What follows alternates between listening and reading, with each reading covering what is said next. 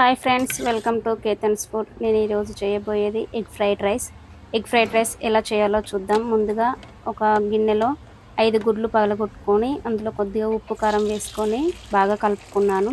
ఆ తర్వాత కడాయిలో కొద్దిగా నూనె పోసుకొని ఈ ఎగ్గులను దాంట్లో వేసుకొని బాగా ఫ్రై చేసుకోవాలి. చూస్తున్నారు కదా, ఇలా ఎగ్లని బాగా ఫ్రై చేసుకుంటూ దీంట్లోనే చిన్న చిన్న ముక్కలుగా చేసుకొని బాగా వేయించుకోవాలి. ఇలా వేయించుకోవాలి. చూస్తున్నారు కదా, బాగా కలుపుకుంటూ ఇలా వేయించుకోవాలి. ఇలా వేగిన తర్వాత చూస్తున్నారు కదా, బ్రౌన్ కలర్ వచ్చినాయి. ఇవి బాగా వేగిన తర్వాత వీటిని తీసి పక్కన పెట్టుకుందాం. పెట్టుకున్న తర్వాత ఇదే కడాయిలో కొద్దిగా నూనె పోసుకోవాలి. మీకు తగినంత నూనె పోసుకోండి.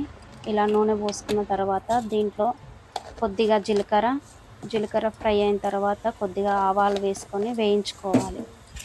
ఇలా వేయించుకున్న తర్వాత చిన్నగా కట్ చేసి పెట్టుకున్న క్యారెట్ ముక్కలు, బీన్స్ ముక్కలు ఒక 5 నిమిషాలు నీళ్ళలో ఉడికించుకున్న తర్వాత నేను ఈ ఫ్రైలో వేస్తున్నాను. ఇలా చేయడం వల్ల చాలా టేస్టీగా ఉంటుంది. ఈ క్యారెట్, బీన్స్ అనేవి ఉడుకుతాయి కాబట్టి పిల్లలు కూడా చాలా ఇష్టంగా తింటారు. ఇలా ఫ్రై చేసుకున్న తర్వాత దీంట్లో కొద్దిగా కలిమాకు, అలాగే పసుపు మరియు అల్లం కూడా వేసుకొని బాగా వేయించుకోవాలి.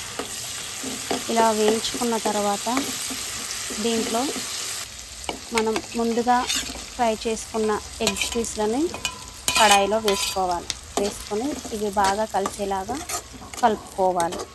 ఇలా కలుపుకున్న తర్వాత నేను మిగిలిన అన్నం తీసుకొని దాంట్లో కొద్దిగా నూనె కలుపుకొని, చూస్తున్నారు కదా, నూనె కలుపుకొని ఇలా విప్పి పెట్టుకున్నాను అన్నాన్ని. ఈ అన్నం నేను ఈ కడాయిలో వేసుకుంటున్నాను.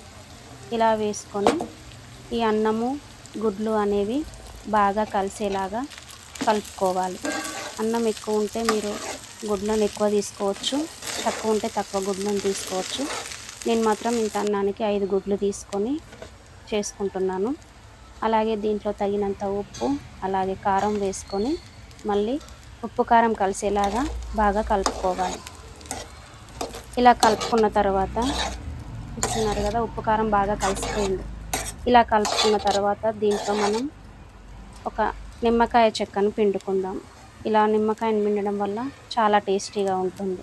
ఇలా పిండుకొని ఆ తర్వాత ఫైనల్గా కొత్తిమీరతో గార్నిష్ చేసుకుంటే ఎంతో రుచిగా ఉండే ఎగ్ ఫ్రైడ్ రైస్ రెడీ అయిపోయింది. Thanks for watching. Thank you.